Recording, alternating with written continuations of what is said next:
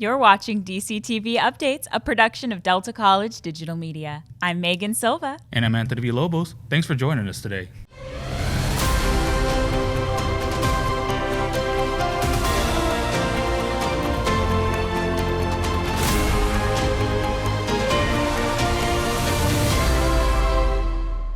This is the show that brings you the news and information that happens on the San Joaquin Delta College campus. In this episode, we highlight public spaces being renamed, cultural celebrations, and the first ever Delta College Harvest Festival. All that and more coming up here on DCTV News. We start this show highlighting the renaming of 3 campus forums championed by students, community members, and equity task forces. Yes, the forums are no longer to be known by directional monikers, but are now named after the people who represent the diverse makeup of our student population. DCTV News spoke to associated students of Delta College, representatives who advocated for the renaming. Here's what they had to say. I was overwhelmed with pride when they announced that they're changing the forums. For me, where I come from, my grandfather was a campesino. He worked out in the fields, in the farms. And so to see a building that pays tribute to him, but also many other people in the Latinx community, we were there at the Board of Trustees meeting. We represented the students. We gave speeches during that time. And this is what students wanted as well, you know. We heard from them. They signed the petition, too, to support this. So, yeah, this was definitely a student-led effort. Yeah. The student chef is back on campus. Let's take a look at digital media intern Ardon Rick's coverage of their first week opening. Feeling hungry, Mustangs? The Student Chef is back. Student Chef is a sit-down restaurant led by the students and faculty of the Culinary Arts Department. Open to Delta students and the general public, their menu offers a variety of amazing dishes that change weekly. The Student Chef is open on Tuesdays and Wednesdays from 9 a.m. to 12 p.m. Located in Daniel 108, right beside the cafeteria. Meals cost around $10 per person, and if you have any dietary restrictions or allergies, please let them know and they'll accommodate your needs to the best of their ability. Hours are subjected to change and seating is limited. Be sure to bring your wallet because it is cash only. Happy dining, Mustangs. And now, a spotlight on cultural celebrations starting with Latinx History Month. The Royal Chicano Air Force presented a symposium of local history and Chicano activism. Here's Carolita's Washington's edit of the events. Today, we are so excited to welcome the Royal Chicano Air Force to San Joaquin Delta College. This is a group that was active in the 1960s Chicano movement that used both art and humor to further the cause. We have a wide range of presenters here today. They're all a part of the Royal Chicano Air Force. That means that they were artists and activists in the 1960s. Some of them are printmakers, some of them are muralists, some of them are poets, and we also are really excited to welcome some folks that were active right here at Delta College and in Stockton during the Chicano movement of the 1960s and 70s. So we're looking forward to hearing from them about their work and also their connection to the farm workers or the campesino movement, the United Farm Workers Association. Our campus in San Joaquin Delta College is 50% Latino, Latinx, Latina, Hispanic. All of these words sort of mean something similar.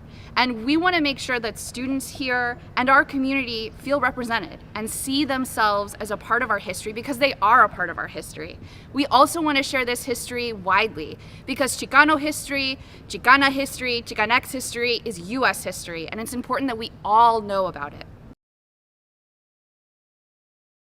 Thank you for that edit, Carolita. The 25th annual celebration of Indigenous History Day was recently held. Here are some highlights of the celebration. Both events were sponsored by the Chicanx Latinx Faculty Task Force and the Cultural Awareness Program.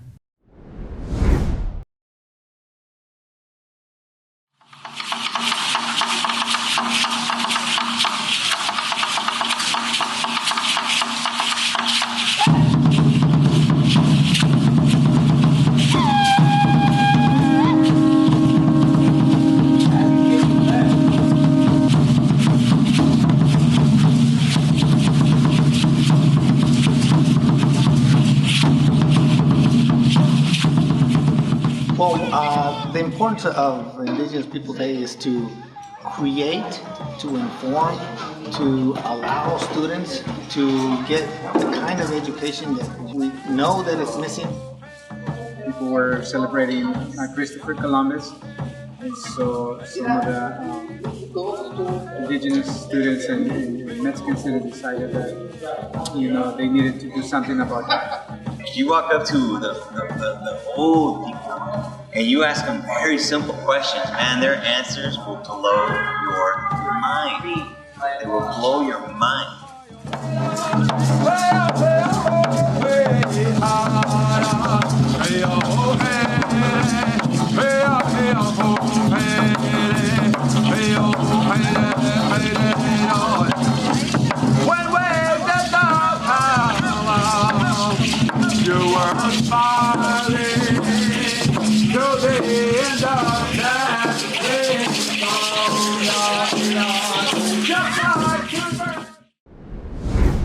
Contemporary Filipino-American art with a focus on Filipino culture, history, and social justice is on display in the L.H. Horton Gallery right now.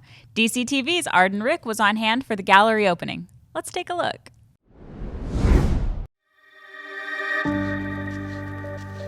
Hey, my name is Linda Claramo, and I'm the president of the Filipino-American National Historical Society's Stockton chapter. Hey, today we are giving community service awards to those individuals and organizations who have made a positive impact in the Stockton community. Okay, the awardees are coming from different experiences and backgrounds. We have some of them are being awarded for their military, doing community service through the military. We have someone through education. We have some who are in sports, such as Eskrima. And we also have a sensei who's well known here in Stockton who gives back to the community. These are role models for the students and to learn about what they do and give back. They're unselfishly give back. They're not being paid to do this. They're all strictly volunteers. Well, you need to know about your background and how you came to be where you are right now, because the history shapes who you are. Here's a recap of Delta Drama's production of Frankenstein. Hello. This is Megan Silva, composer of Delta Drama's production of Frankenstein. So back in August, I signed on to this production and I had 2 weeks to come up with 11 original, fully orchestrated pieces of music to be used in this production. And now, after what feels like a very long wait, tonight I go to see what they did with my music.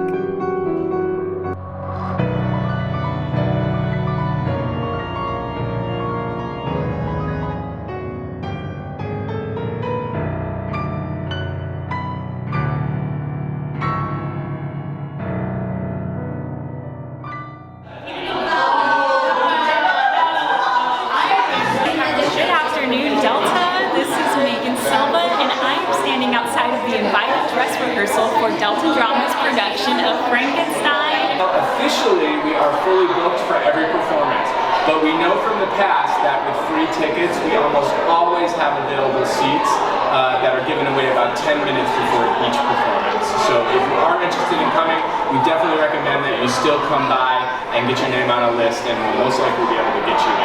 Still got a chance to come check out this wonderful show that I wrote some music for, and I haven't heard it yet, and I'm really excited to go on in and check it out. Oh my goodness, here come people. There are so many of them in here that you can't hear what I'm saying at this part, but basically, I had just heard my music over the speakers for the first time, and wow. And then, after the show, because this was an invited dress rehearsal, we got to talk to the actors for a bit about what's going through their head when they're up on that stage. It really is just about being present, knowing your stuff. When you know that you have your stuff, then you can just focus on, okay, what is my partner doing? Like, how can I respond to them? And like, that's where all of that comes from. Like, it could get really crazy and everything can feel like it's falling apart. But when you really get in here with your cast, which for every show that I've been in the cast with, it feels like a family, and they're really there. They are there for you. It's like you walk onto that stage and you're like in a different world, but it feels awkward. Like it feels like you put on wet socks. You know what I mean? The more you put on those wet socks, the more they become dry, and the more you're just in it. Very talented group of people. It is absolutely electrifying to watch them on that stage. I brought my script so I could get everybody's autograph after. So congratulations, cast of Frankenstein, to your completely sold out run of this show. And thanks for letting me be a part of this production. This has been Megan Silva, your 93.5 KWDC News correspondent. If you missed Frankenstein due to the sold-out shows, be sure to mark your calendars for Liz Estrada, which will be playing in December. Mark your calendars for Fierce's Fall Fest, a family-friendly Halloween party in the Dolores Huertas Plaza. Here's Duane Sanders with the story. I'm Dr. Heather Malloy, and I'm here to talk to you about Fierce's Fall Fest in CTE Land happening Saturday, October 29th from 3:30 to 5:30 here at San Joaquin Delta College. When you come here, you're going to have an amazing experience exploring all the CTE tracks, as well as different and fun items such as a trackless train. We're going to have medical inflatables with a giant heart and a giant brain, and we're just going to have a huge immersive experience of career technical education, and we can't wait to see you. And there's candy involved too. So come, bring your kids, bring your family, and come experience Delta College and CTE Land on Fierce's Fall Fest. Can't wait. And now for a Mustang Sports Update with DCTV's Makyna Gallinger. What's up, Mustangs, and welcome to our sports segment of DCTV News. I'm your reporter, Makyna Gallinger. Our Lady Mustangs soccer team is off to an incredible start to their season with a 10-game winning streak as of October 2022. They are currently ranked 3rd in the state. Men's water polo is 5-11 right now. Their next away game is Wednesday, October 19th at 5 p.m. against American River College.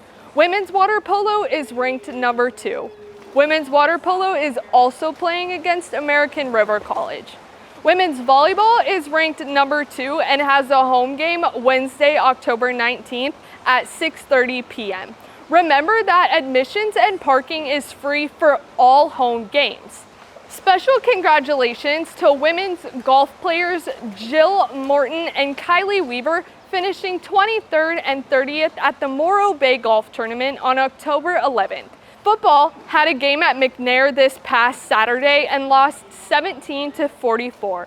Women's basketball has a scrimmage Friday, October 21st against Skyline College in San Buro, California.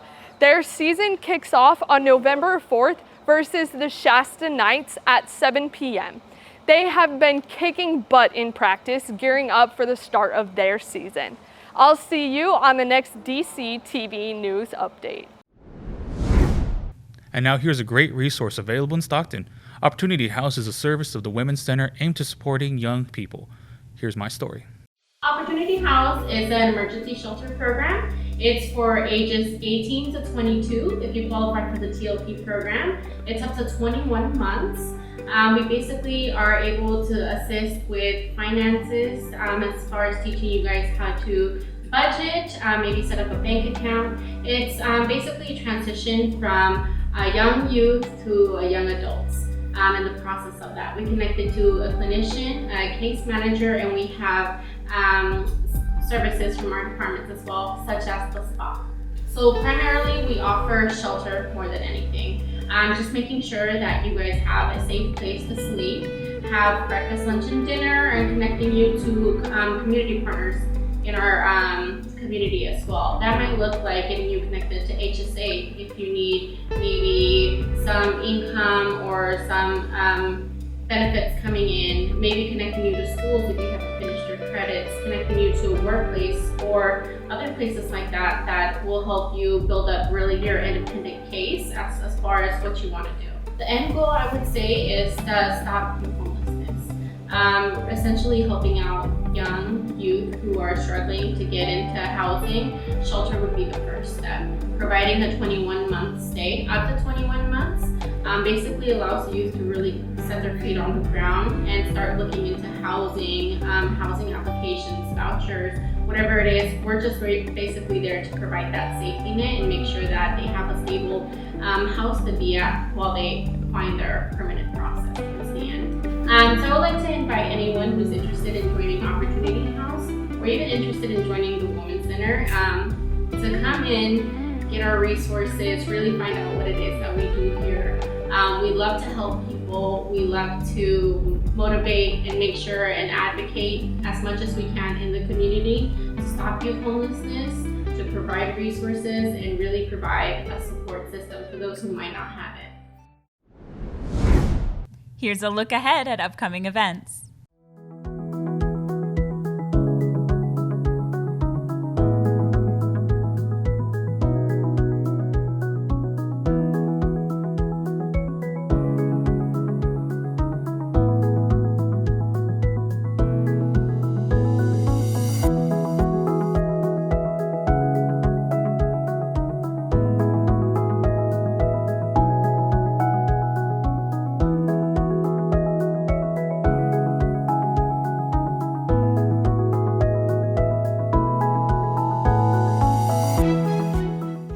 And that wraps us for our show today. Thank you for joining us on this episode of DCTV Updates. We hope you enjoyed your time with us. I'm Anthony Villalobos. I'm Megan Silva. And as always, the goal with our programming is to highlight stories that matter to the people in our community. If you have a story idea, please be in touch with us through social media. You can find us at DMediaSJDC. Thanks for watching.